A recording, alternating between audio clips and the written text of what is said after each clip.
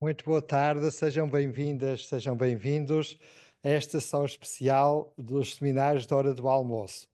Hoje dedicado a um tema também muito importante e muito relevante da nossa literatura, da nossa história, intitulado Camões Global, Temas e Problemas, e temos aqui 12 ilustríssimos convidados da Universidade de Coimbra. A senhora professora Carlota Simões, diretora da imprensa da Universidade de Coimbra e especialista na área da matemática, mas vão perceber que a matemática também pode ou tem algo a dizer sobre Camões, como veremos, o que é muito interessante. Isto é uma verdadeira mesa interdisciplinar. E o senhor professor José Seabra Pereira, presidente do Instituto de Estudos Camonianos da Universidade de Coimbra. E, portanto, são 12 especialistas, 12 professores da Universidade de Coimbra que hoje recebemos na nossa Universidade Aberta e no quadro destes seminários. Também saudamos o senhor professor Dionísio Villamaior, diretor do Departamento de Humanidades da nossa Universidade, especialista em Fernando Pessoa e em literatura portuguesa em geral, e como Fernando Pessoa se considerou, ou quis considerar, super Camões, e estão os dois ligados na genealogia da nossa literatura, portanto, nada mais interessante do que termos este diálogo a três nesta sessão, que espero que seja muito rica, vai ser de certeza, nesta sessão dos seminários da hora do almoço. Só damos os que estão aqui presentes no Salão Nobre da Universidade Aberta e quem nos acompanha via telemática pelas redes globais de comunicação e informação e também saudamos o público póstumo que nos vai ouvir e ver no nosso canal do YouTube Globalogia Centro de Estudos Globais. Sejam todas e todos bem-vindos e dou a palavra ao Sr. Professor Dionísio Villamaior para presidir esta sessão. Eu agradeço imenso ao meu colega, professor José Eduardo Franco, dinamizador deste Seminário Internacional de Estudos Globais, que tanta força, tanta pujança, tanto peso linguístico tem tido e tanta divulgação tem propiciado. Hoje teremos um tema geral importante, sobretudo então nos dias que correm, Camões Global, temas e problemas. Para este tema foram convidados dois colegas, dois ilustres representantes das nossas instituições universitárias, da nossa Universitas, e iremos, para não perder muito tempo, irei dar primeiro a palavra à professora Carlota Simões e depois ao professor José Carlos Seabra Pereira. Procuraremos, dentro da medida que normalmente seguimos para este tipo de intervenção, uma intervenção com cerca de 20 minutos, mais ou menos, para depois podermos falar um bocadinho e, se calhar, trocar eventualmente algumas palavras com quem nos segue. Agradeço quem nos segue, agradeço também aos colegas e amigos presentes. A professora Carlota Simões concluiu a licenciatura em Matemática na Universidade de Coimbra. Completou, isto para agrado meu, que eu também tenho o curso de Conservatório do Porto, o seu é no Conservatório de Música de Coimbra. Mais tarde concluiu o doutoramento nos Países Baixos, em 96, tendo depois obtido a equivalência de doutoramento em Matemática na Universidade de Coimbra, em 1996. É professora no Departamento de Matemática da Faculdade de Ciência e Tecnologia da Universidade de Coimbra e pertence ao Centro de Física da Universidade de Coimbra. É membro correspondente de Artes e Letras da Academia de Marinha. É diretora da imprensa da Universidade de Coimbra desde maio de 2023. Fez parte da direção do Museu da Ciência da Universidade de Coimbra entre 2007 e 2019. Foi vice-diretora, foi vice-diretora entre 17 e 15 e depois diretora entre 15 e 19. Fez parte da equipa do projeto História da Ciência na Universidade de Coimbra. Tem diversas publicações. Descobre a matemática, descobre o som, descobre as simetrias. É autora e coautora de diversas outras publicações. História da ciência luso-brasileira, História da ciência na Universidade de Coimbra, etc. Redes científicas da Universidade de Coimbra no Iluminismo, etc. Em 2016, Dia Internacional da Mulher, no Dia Internacional da Mulher, foi uma das investigadoras portuguesas homenageadas pelo Ciência Viva. Professora, muito obrigado pela sua presença e aguardamos então as suas palavras. Então eu estava a dizer, o tema é Camões Global, temas e problemas, e o tema que eu vou aqui trazer é um problema, que é quando é que Camões nasceu, em que dia, em que ano, o local, não vou entrar nesse assunto, mas vamos falar do dia. E daquilo que eu pude apurar, portanto, é aquilo que eu sei, não sei se haverá mais propostas. Há a proposta de Manuel Faria Sousa, que coloca o nascimento em 1524. Depois, Teófilo Braga diz-nos que é 5 de fevereiro de 1524. Eu depois vou explicar como é que ele chega a esta data. E depois, Mário Sá, mais tarde, afirma que é 23 de janeiro de 1524. Pronto, é o que temos. Qual é que é a fonte de Manuel Faria Sousa? Manuel Faria Sousa, nesta sua obra, ele a certa altura diz que andou à procura de quando é que alguém lhe tinha dito que ele teria nascido em 1517, mas afinal ele encontrou um registro da Casa da Índia e é aí que ele vai concluir que ele terá nascido em 1524, porque está lá escrito aquele ano e que idade é que ele tinha naquele ano. Portanto, ele afirma que ele terá nascido em 1524, também poderia ser em 1523, mas deixa isto assim, não temos mais que esta informação, isto é o que há. Mais tarde, há um soneto que desperta a atenção de Mário Sá, que é o soneto O Dia em que Nasci. E a partir deste soneto, Mário Sá vai concluir que o aniversário de Camões é 23 de janeiro de 1524. Como é que ele vai fazer aqui? Por aqui entra a matemática, porque ele vai usar a astronomia para chegar a esta data. Temos este soneto de Camões: o dia em que nasci, morro e pereça, não o queira jamais o tempo dar, não torne mais ao mundo e se tornar, eclipse nesse passo o sol padeça. Só me interessam os 4 primeiros versos.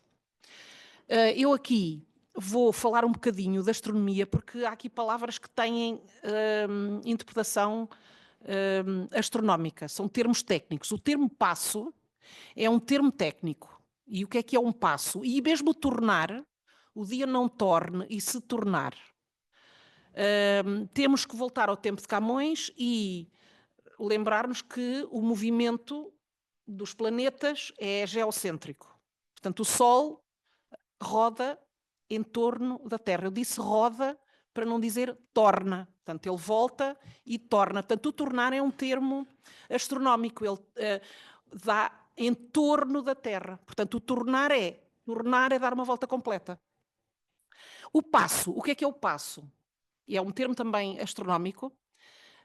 Como o Sol dá a volta, pronto, do ponto de vista geocêntrico, dá a volta à Terra num ano, que são 365 dias, isto é quase 360 graus. Então, dividindo 365 por 360, dá cerca de 1 grau por dia. Então, o Sol, se nós olharmos para o lugar onde o Sol se move na esfera celeste, ele avança cerca de 1 grau por dia, e 1 grau é o passo do Sol.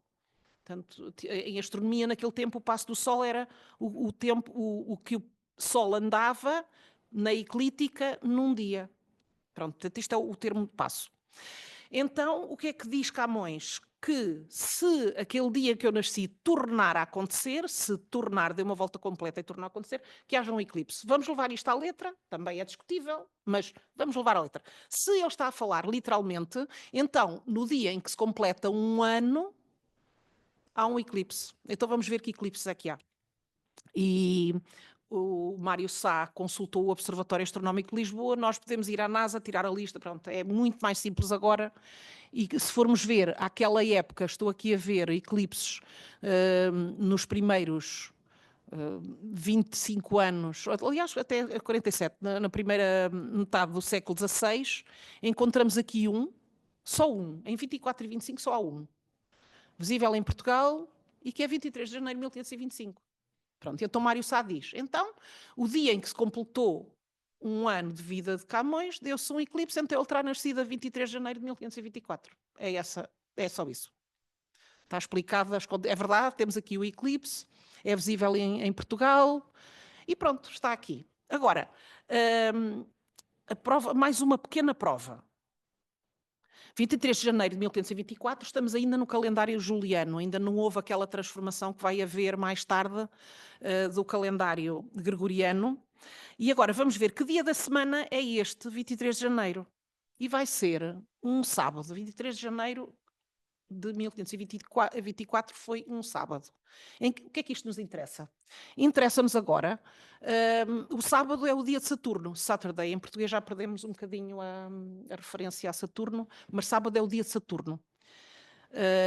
E agora, noutro poema de Camões, uma cantiga, ele está, pronto, a lamentar-se, como ele faz em muitos poemas dele, e ele diz quem nasce num dia de estrela tão dura.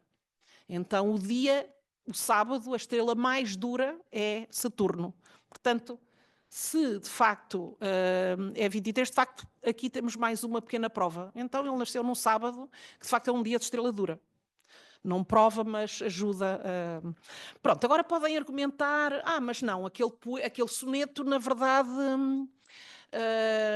Camões inspirou-se no livro de Jó e fez uma versão nova, inspirou-se para fazer aquele soneto. E é verdade. Porque de facto o livro de Jó, este texto é semelhante àquele lamento de Camões no soneto. Maldito o dia em que nasci, maldita a noite em que disseram já nasceu, ele está a lamentar-se, o Jó. Agora, a verdade é que quando Camões fala de astronomia, temos visto isto noutros textos também dele, normalmente não é metáfora, mas também é facto astronómico.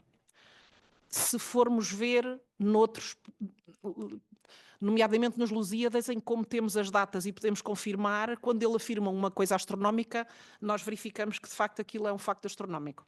Portanto, aqui está, já sabemos qual foi o pensamento de Mário Sá. Vamos agora ao Teófilo Braga. Teófilo Braga.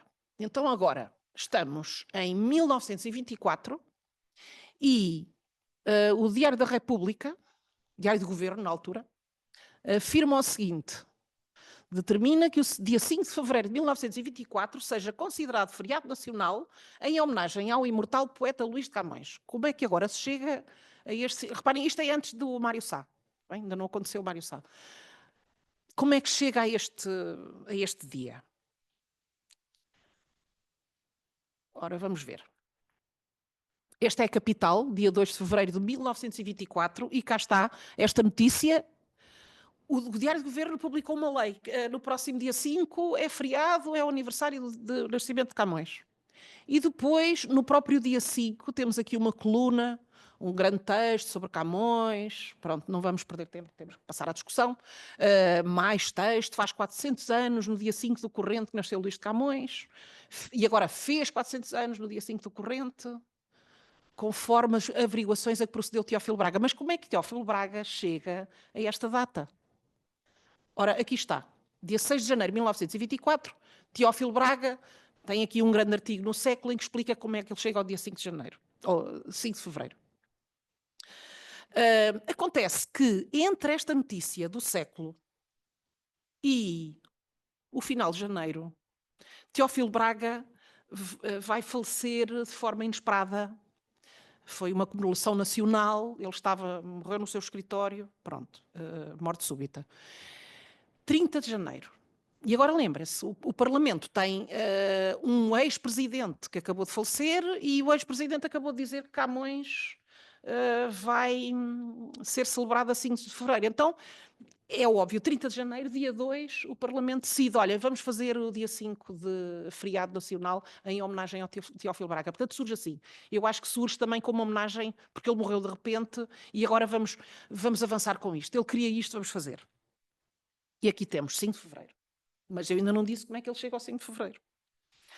Então, o 5 de Fevereiro temos que andar um bocadinho mais para trás. É um livro que ele escreveu, é uma obra de 1891, Camões e o Sentimento Nacional. E o que é que ele vai, dizer? Ele vai a outro poema de Camões. Agora é o poema do secretário, em que ele diz: quando eu vim da materna sepultura, de novo ao mundo, logo me fizeram estrelas infelizes, obrigado. E é estas estrelas infelizes que ele vai pôr foco aqui. E o que é que ele diz? Eu vou dar isto muito rapidamente.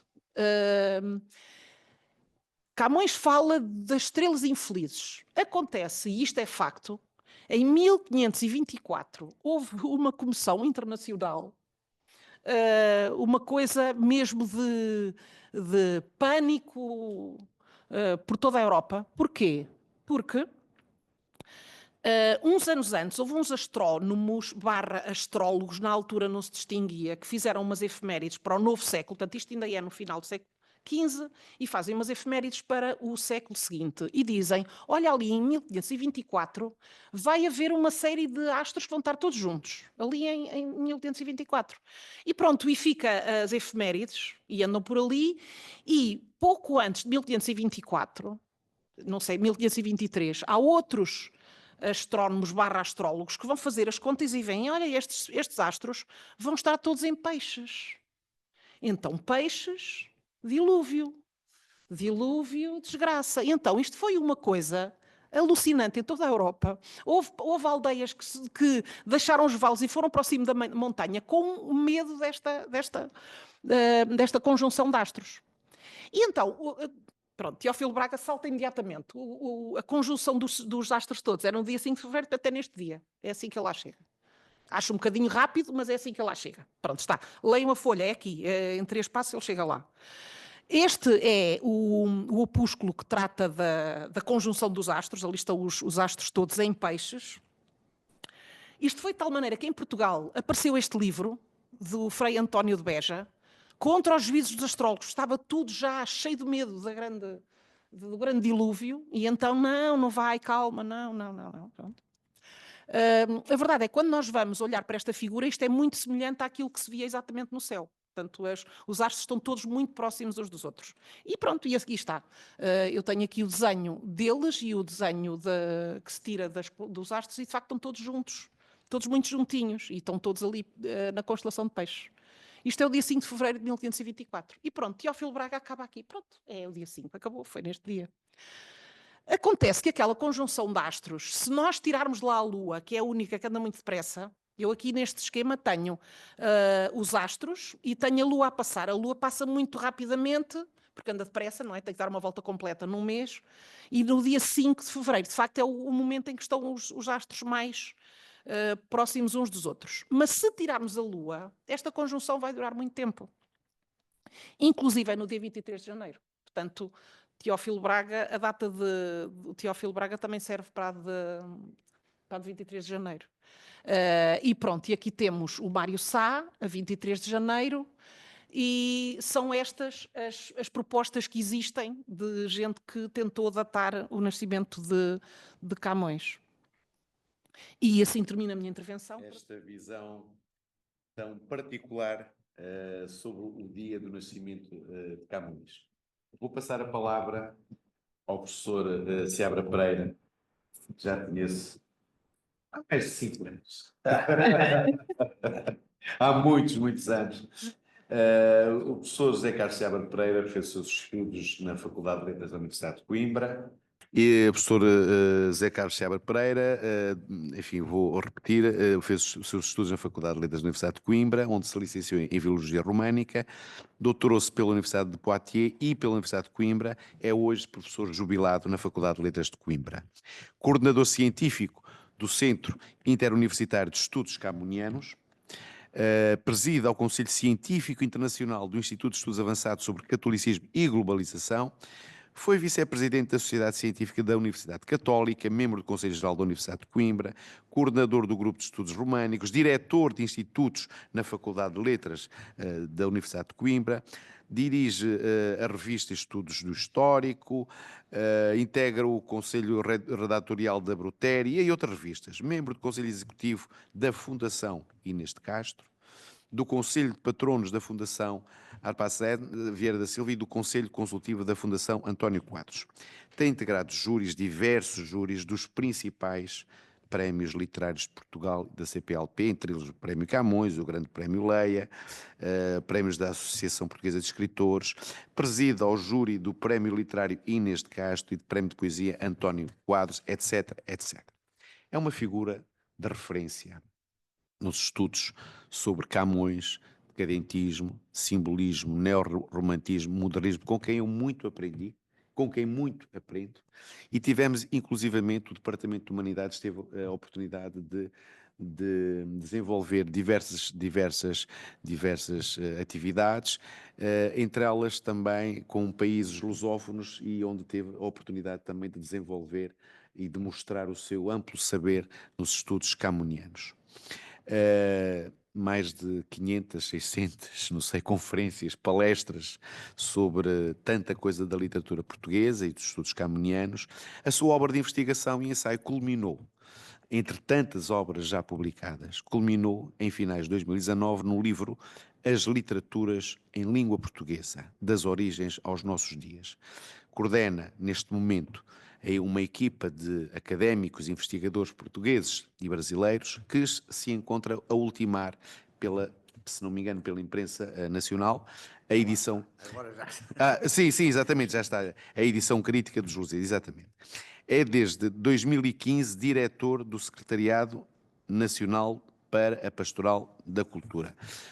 Agradeço, professor, a sua intervenção. Peço aos dois colegas, naturalmente, também que façam chegar à reitoria o nosso agradecimento também e, professor, dou-lhe a palavra. Obrigado. Posso retribuir. Em relação à professora Carlota, não vale a pena estar a responder. Se houver no final algum tempo de diálogo, já escrevi por sua causa, em grande parte, embora sem nomear, sobre esta questão do soneto, etc. Mas há outra coisa muito mais importante, é que na apresentação não podiam saber, não podiam referir que a ligação da professora Carlota Simões, felizmente para nós, aos estudos camonianos é já antiga, porque ela tem um sentido de comunidade, tal como o Camões, só que não é a comunidade nacional, a comunidade universitária, e quando esteve precisamente à frente do Museu da Ciência, estabeleceu relações mais estreitas com o nosso centro e tivemos não um, mas 2 ciclos, se não me engano, de conferências e debates em que o modelo era sempre aproximadamente o mesmo, sobre cada tema. Havia a intervenção de um camonista e havia a intervenção de um homem das ciências físico-naturais, etc, etc. A doutora Carlota não só era, este doutor é o tratamento tradicional de Coimbrão, portanto ela não leva a mal porque sabemos disso, não é? E acho que nunca chamámos aos nossos professores, aos nossos mestres professores, era o doutor Pimpão, sucessivamente. Bom, mas não só nos acolhia, como nos entusiasmava, perseguiu durante anos a pista dos textos que nós tínhamos prometido para publicar, mas houve uma sessão especial em que ela se desdobrou também em oradora. Veio do Minho, o Dr. Pereira da Silva, que tinha feito uma tese de doutoramento muito inspirada em Gilbert Durand e as metáforas, etc. E ele tinha também a parte das metáforas cósmicas, metáforas sidérias, estrelas, etc. E então, do outro lado, quem é que dialogou com ele? Acho que foi a estrela das estrelas, porque é matemática, mas é muito astrónoma também. E, portanto, nós tínhamos esse modelo e eu lembro isso com grande saudade, mas sobretudo com grande reconhecimento e gratidão. E depois, além de colegas, tornámos amigos, embora a vida nos traga, às vezes, muito tempo sem nos encontrarmos. Não é? E passo às minhas coisas com que eu vinha desinquietar-vos um bocadinho. Porque este filão, a doutora Carlota foi muito sintética, muito sóbria, mas já viram que por trás do que ela disse tão rapidamente está a investigação, sobretudo a reflexão reflexão e correlação de saberes, correlação de saberes. Por aí está muito bem também nestes vossos seminários de estudos globais. Não vou demorar com a questão dos estudos globais, porque o que eu penso sobre a epistemologia dos estudos globais, tentei dizê-lo no prefácio ao dicionário, à história global da literatura portuguesa, e o que penso, portanto, aí procurei acertar ou conferir ideias sobre a mudança epistemológica e a perspectiva de conhecimento que implica os estudos globais, para resistirmos à tentação de trivialização da designação de estudos globais. Não é? E quanto às ligações entre Camões e o que possa ser uma perspectiva de estudos globais, tentei sintetizar isso também na entrada, digamos assim, sobre Luís de Camões. Mas é sobre isso a questão do conhecimento que eu vinha falar-vos. Houve gente que se assustou um bocadinho com esta entrada da matemática, da astronomia, não tanto da astrologia, isso é outra conversa, não é? Pela mão da professora Carlota Simões, e podiam pensar que era uma matéria perigosa, mas não é.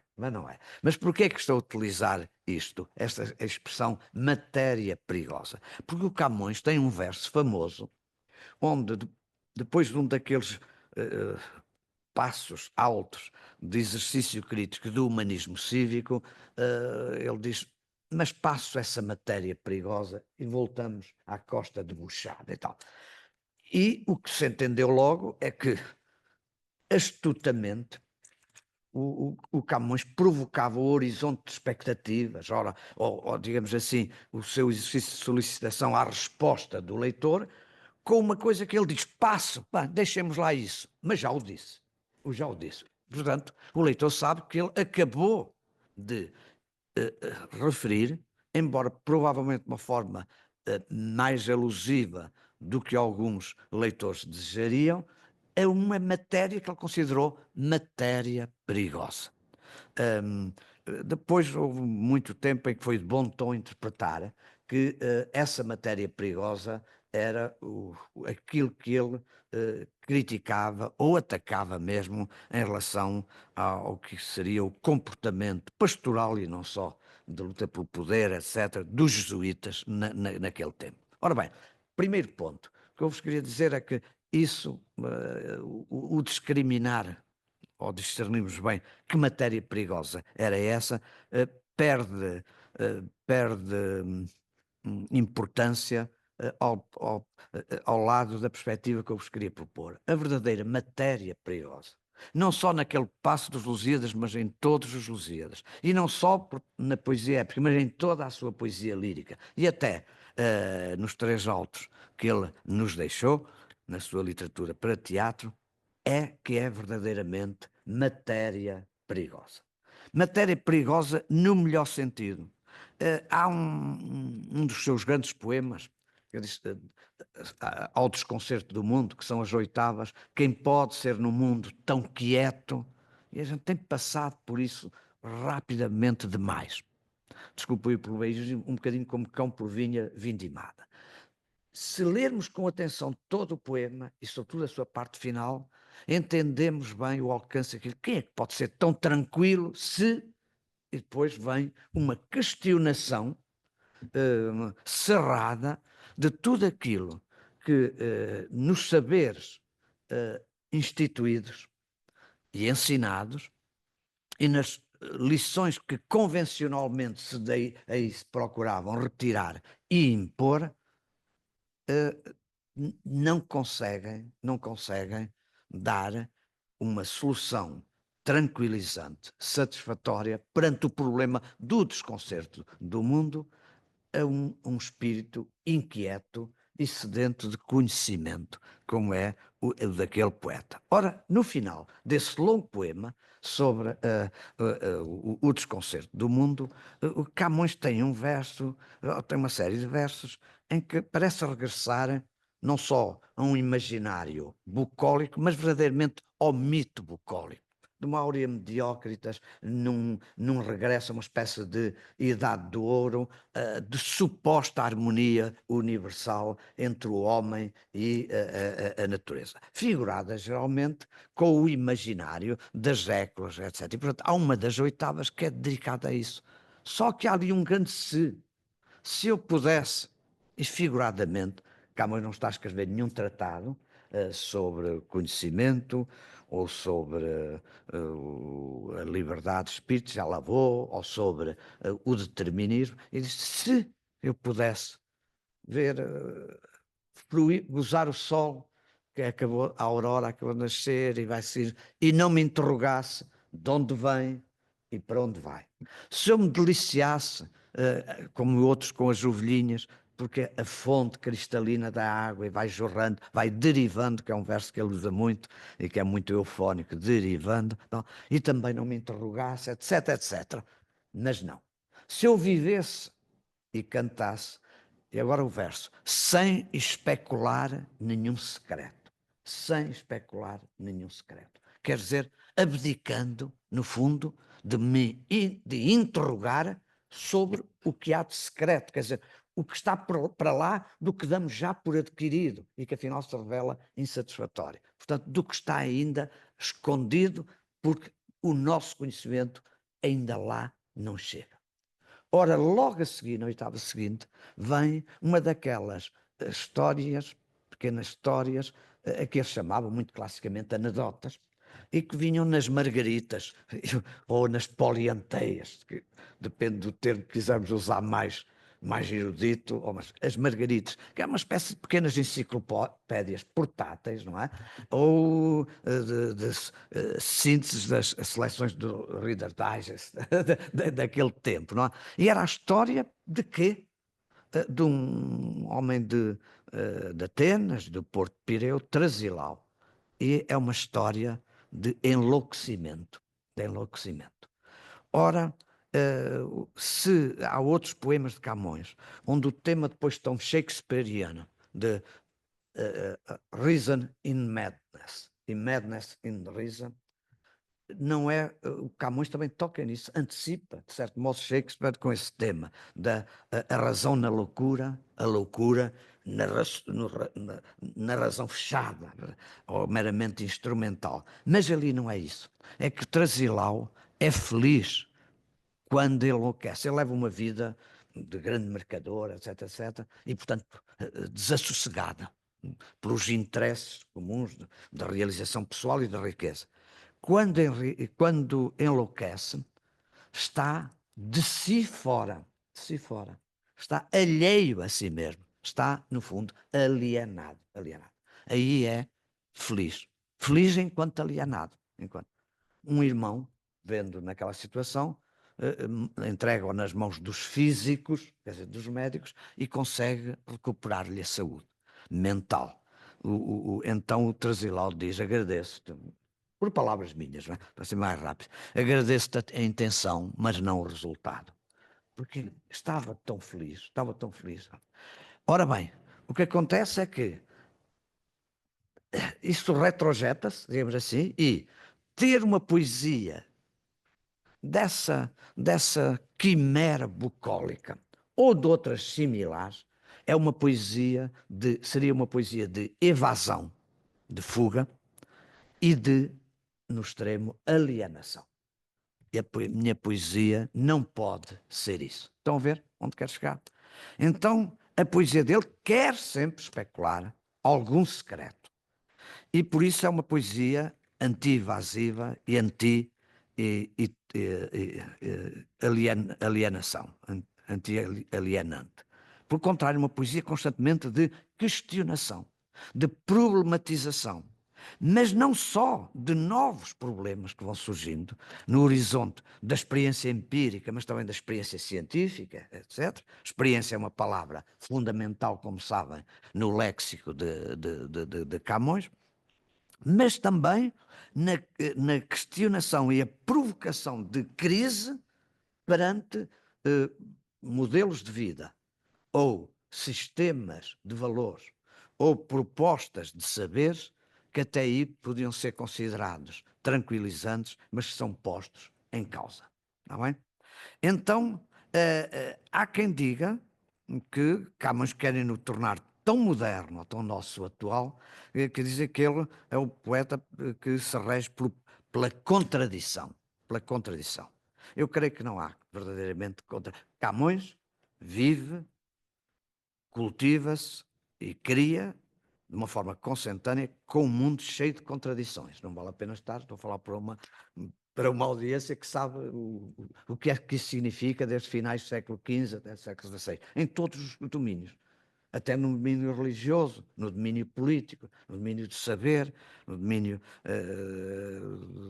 das propostas de modelo de homem, etc., das questões sociais.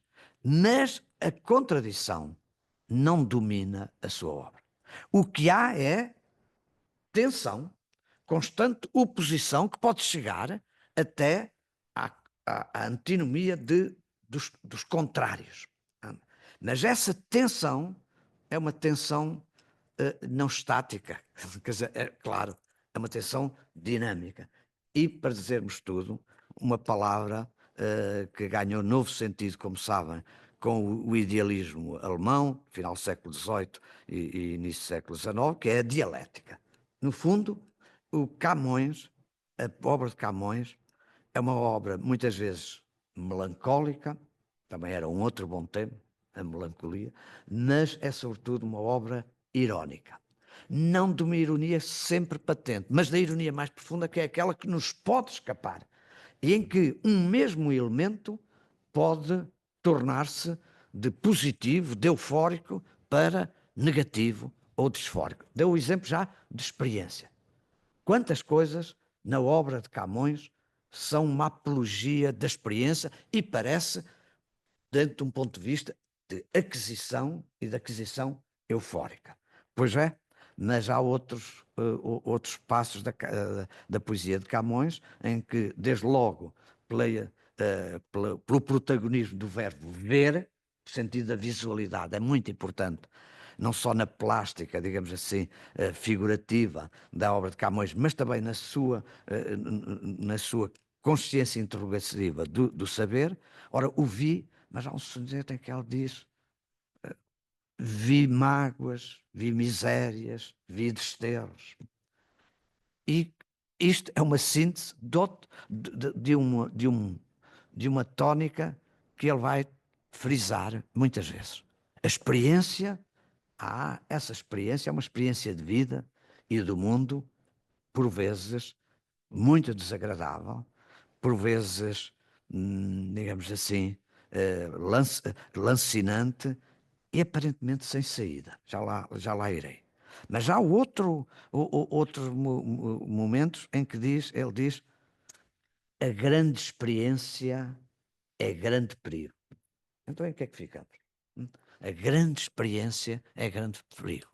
Ao mesmo tempo que quem diz quem despreza a ciência é desacisado, não tem siso, não tem juízo. Portanto, não podemos sair daqui, nem digamos assim, derrubar ou eliminar, rasurar um dos polos para afastarmos outros. É a dialética que depois vai levar, tendo nós sempre presente, que Hegel disse, tese, antítese, síntese, mas só a síntese é verdadeira. E cada síntese não resolve a coisa de um momento para o outro, porque continua sempre digamos assim, essa derivação dialética. Então, a ironia mais profunda de Camões é aquela que exprime essa dialética, tá? Para ser rápido, porque eu podia falar-vos mais, espero que confiem que podia dizer isso muito mais. Essa dialética desenvolve-se também num plano em que eu acho que a obra dele tem coerência orgânica, não fica cindida, e que tem uma dominante. E os estudos literários, assim como os seus estudos de matemática, e tudo, têm as suas regras próprias, não é? De saber, a nossa também, o famoso círculo hermenêutico tem as suas regras. E para decidirmos o que é que domina e comanda rege, no fundo, a estruturação e a hierarquia de componentes da obra de Camões, nós temos que atentar nessa sua dominante e respeitar as regras depois do círculo hermenêutico. Dou-vos um exemplo, para os que estiverem, mas aqui são conselheiros destas áreas das letras, a questão dos episódios nos Lusíadas. Não se pode. Há brilhantes interpretações de cada episódio por si mesmo. E com razão. Mas não se pode extrapolar um sentido um sentido estruturante a partir de cada um desses episódios, sem ter em conta a relação desse episódio com os outros episódios e deles todos, cada um e os todos com o todo, por exemplo, da epopeia. E na lírica há outro fator de estruturação, que é a famosa estética do desafogo. Depois, se quiserem, no diálogo posso falar mais. Ora bem, no desenvolvimento, por exemplo, da lírica, é muito notório, depois direi o que é que lhe equivale na épica, na epopeia, que há talvez 3 palavras fundamentais. Uma já citei, a crise. A lírica está constantemente numa experiência de crise, que parece que é procurada, buscada, porque aí vai pôr em causa o quê? Sucessivos modelos ideais que prometem ao homem, parecem assegurar ao homem uma realização plena e uma realização de plenitude não infernal, mas de uma plenitude feliz. Se pensarem bem, mesmo quem não é de estudos literários, o conhecimento que tem da obra de Camões vê que há sucessivos modelos ideais do amor, da realização amorosa. Há um que é claramente tributário daquela hora solar da antropologia do Renascimento, né? E que, portanto, confia num mundo que é de energia, beleza, vida e que tudo oferece também com harmonia, uma harmonia eminentemente social, sensual, queria dizer, sensual, e que no centro disso está o amor como erótica hedonista. Uma consumação erótica do amor e subordinada apenas ao princípio do prazer. Não vou alargar mais. Mas há para 2 ou 3 poemas que parecem corresponder, porque são só o desejo de, mas não a consumação disso, desse modelo de amor. Há depois outros tantos, e talvez mais longos e mais frequentes, que corroem esse modelo. Esse modelo não oferece, na experiência empírica do sujeito, não oferece essa perdurável ilusão de plenitude. Há um outro correspondente, mas no contrapolo espiritualista, que vem até de antes de Petrarca, vem do Dolce Estilo Novo, de Dante, etc., que é o amor pela Dona Angelicata. É uma beleza, sobretudo, espiritual, que se reflete naturalmente na harmonia do rosto, do olhar, etc. Ela é uma mulher sedutora, mas é uma mulher angélica. O próprio Petrarca, quando passa de Beatriz para Laura, tem que a humanizar mais.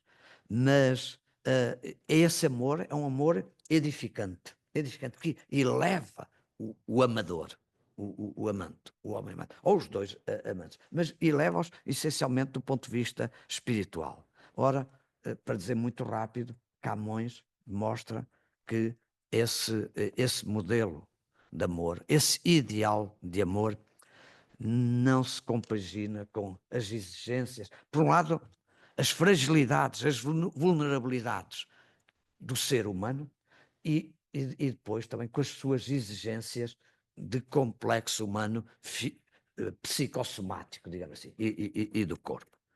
O Petrarca tenta aprofundar esse dilema, e boa parte da poesia de Camões é inspirada nesse petrarquismo. Mas vem sempre o apartamento, como sabem, a separação. Lembrem só daquele maravilhoso soneto, aquela triste ilê da madrugada, etc, etc. Mas há um apartamento que se torna também frequente e que é mais radical, que é o da morte. O tema, podemos dizer, ofélico, da Ofélia shakespeariana, aparece já em Camões. Há vários poemas dedicados, uns à Dinamene, outros sem a nomear, mas que são os poemas, na verdade, da perdição nas águas e, portanto, de uma separação que só talvez tenha compensação lá. Alma minha, gentil que te partiste, etc, etc. Então, o que eu estou a dizer sobre o amor é preciso encontrar outra solução. Mas há um momento de crise tão aguda que Camões acha que tem que não tanto mal dizer, mas cortar, separar-se totalmente, desprender-se totalmente da mulher, da beleza corporal, do amor, etc, etc, etc. Os primeiros 100 versos do grande poema Sobre os Rios que Vão, procedem à desconstrução disso tudo. E o verso número 100 é arrasador. Tudo o que se está receitando a morte. Felizmente, depois, antes de chegarmos aos últimos 100 versos, que cantam a palinódia disto, encontram uma solução, há 165 versos de dialética, precisamente, em que cada palavra, cada conceito, cada realidade assim designada e pensada é interrogada se não pode ter um valor oposto àquele valor negativo e destrutivo dos primeiros 100 versos. Bom, ora bem, o que dizemos para isto? Podemos dizer para... Mas eu tenho que me dar depois 5 minutos por causa das estrelas infelizes. Mas pronto, podíamos dizer para a questão da mundividência, da filosofia da história, que ao mesmo tempo nos Lusíadas pode parecer, e nos poemas religiosos de Camões, pode parecer tão inspirada por Santo Agostinho, e portanto uma história da cidade dos homens a caminho da cidade de Deus e dominada pelos desígnios providenciais de Deus, como pode parecer uma história que é um encadeamento terrível de logros, de enganos, de desgraças, de crueldades, de atrocidades e sem sentido. E o que se diz da história pode-se dizer do mundo e da existência humana nesse mundo. O suposto regimento de que Deus, Criador e ao mesmo tempo Pai, seria o supremo garante, parece não resistir precisamente à experiência de vida neste mundo. Dou-vos só um exemplo, que é o do soneto Mudam-se os tempos, mudam-se as vontades. Os 2 minutos para ler não contam, está bem? Faz o que vocês escolheram para ler. Mudam-se os tempos, mudam-se as vontades. Tenho que dizer, mas há muitos outros poemas, até mais longos, que ilustram isto que eu vos estou agora a dizer. Mas este, como é muito conhecido, e até passou a ser musicado e cantado, isso foi bom, porque chegou a muito mais gente, mas talvez inebriou-nos de tal maneira que a gente não pesou bem tudo o que lá estava. Desculpa, Dr. Dionísio, está bem? Só um momento. Muda-se 212. Aparentemente, estamos perante um tópico que tinha, se pensarmos já nos gregos e nos latinos, já tinha séculos, mas então, em termos de Europa moderna, tinha 2 séculos de saturação. E digamos que o tema da mudança já não tocava nada fundo, ou pelo menos não trazia nenhuma inquietação especial. Não posso também alargar por isso, mas disse. Ora bem, o que acontece é que o poema de Camões, que parece isso, parece anunciar mais um tema sobre esse tópico, ou melhor, mais um poema sobre esse tópico da mudança. Mudam-se os tempos, mudam-se as vontades, muda-se o ser, muda-se a confiança. A primeira observação. O segundo verso tem aqui um hemistíquio fundamental. Muda-se o ser. Não se mudam só coisas contingentes, circunstanciais, de sumenos importância, passageiras. É o ser. O ser, que é o ser das coisas, o ser dos seres, o ser também dos homens, dos seres humanos. Muda-se a confiança. Não num sentido, digamos assim, fragilmente psicologista. Se aquela pessoa se muda, eu já perco a confiança que tinha nela. Não. Muda-se a confiança naquilo que nós tanto desejamos saber com segurança.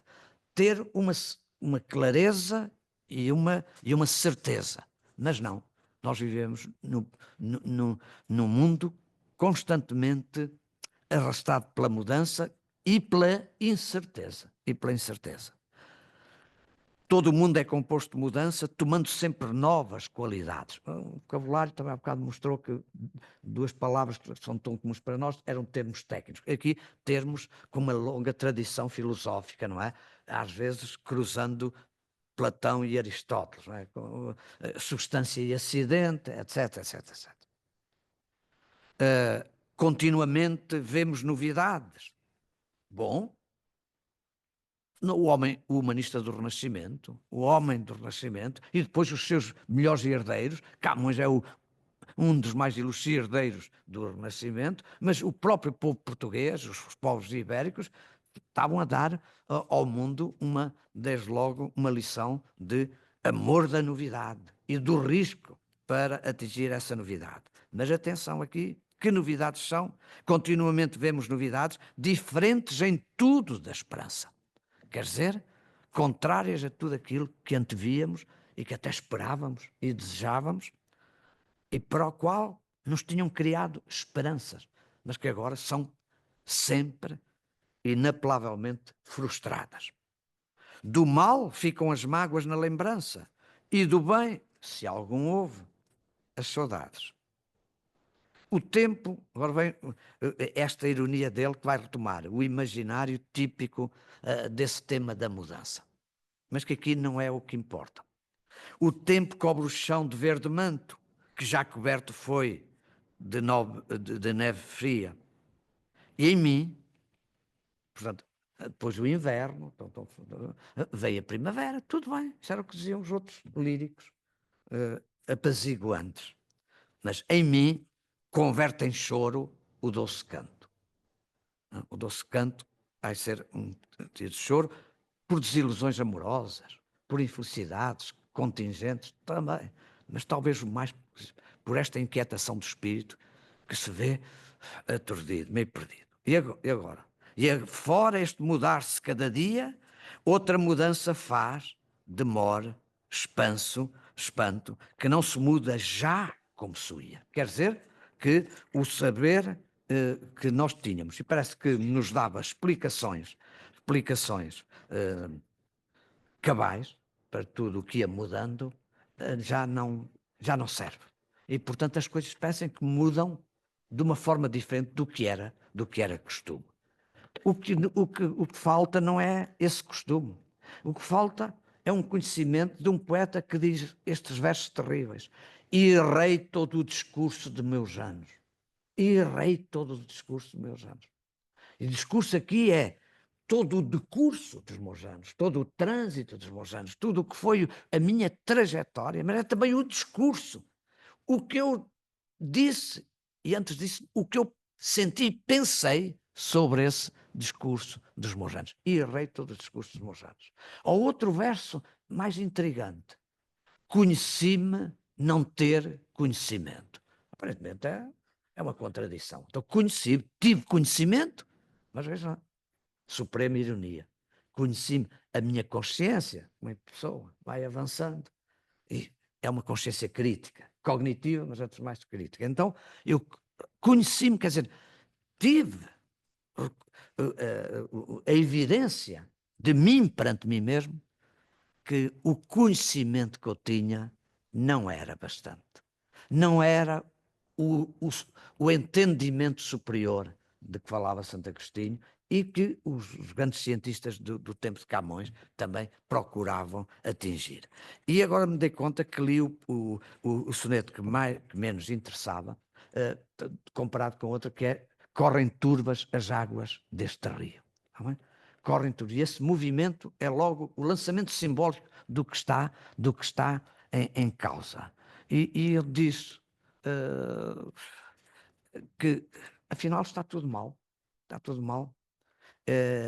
E já os fementidos, os falsos fados, os destinos, as estrelas, felizes ou infelizes, deixaram do mundo o regimento. Diz isto de modo a que parecesse que acabou o verso. E já não era pouco, já não estaria mal. Mas não há, como acontece muitas vezes em Camões, aquilo que eu já chamei de alteração, a cláusula final. Aparece uma vírgula e falta uma palavra. E aqui é: deixaram do mundo o regimento. Ou o desvario. Ou o desvario. Porque, e depois ele diz, isto e aquilo só mostram que afinal não há sentido nenhum. E parece, é assim, tem o tempo, a sua ordem já sabida. O mundo não. Mas anda tão confuso que parece que dele Deus se esquece. Parece. Um registro modalizante que é para não doer muito, está bem? Ou para não arriscar tudo. Camões nunca diz que Deus não existe. E noutros poemas chega a uma apoteose da ligação entre inteligência e fé. Não é? Mas aqui é um ponto crítico da poesia lírica, da poesia de conhecimento de Camões. E ele está à beira do absurdo. À beira do absurdo. E toca aqui num conceito que depois foi precioso, com o jansenista no século XIX, para o Racine poder fazer verdadeira tragédia no mundo católico, ou cristão, pelo menos, porque que é o tema do Deus abscondito. Deus existirá. Era um Deus oculto, um Deus escondido, abscônditos e ociosos, longínquo de nós, intocável por nós, incomunicável por nós e que não intervém. Nós estamos a viver um momento no mundo em que muitas vezes nos interrogamos: onde é que está? Onde é que estás? Onde é que está? Ora bem, a questão das estrelas infelizes, é que eu termino agora, porque eu tinha muito mais para dizer, mas as estrelas. Há uma coisa importante. A comunicação da doutora Carlota também foi muito importante por isso, é porque indiretamente veio tocar num elemento muito frequente, muito assíduo na poesia de Camões, mas também desdobrada de sentidos.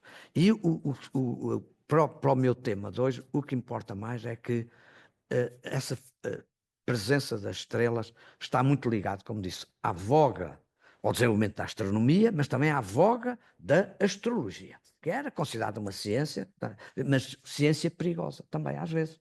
Esse opúsculo de Frei António Beja foi encomendado pela própria Rainha Regente, porque ia contra os parâmetros da mundividência cristã e, por sobretudo, era uma fonte não só de alvoroço, mas de inquietação. E o rei de Espanha tinha-se antecipado e encomendou também um livro semelhante a um grande homem de ciência e espiritual. Mas o que subsiste durante muito tempo na lírica de Camões, e também aparece às vezes nos Lusíadas, é o dilema. Tem um verso em que diz: tendo livre alvedrio, quer dizer, o livre arbítrio, a mim tiraram-me, foi-me confiscado. É outra faceta de eu sou um homem tão extraordinário, que sou um ser humano de eleição, mas tenho coisas que só a mim é que são impostas. E também me tiraram o livre-arbítrio. Então, quem é que rege a minha vida? O destino. O que ele diz, a fortuna, de que as estrelas podem ser, mais do que núncias, executantes também. Não é? Executantes. E, portanto, há um tema ali, uma tensão muito forte, que tem que ser superado também. Liberdade ou fatalidade?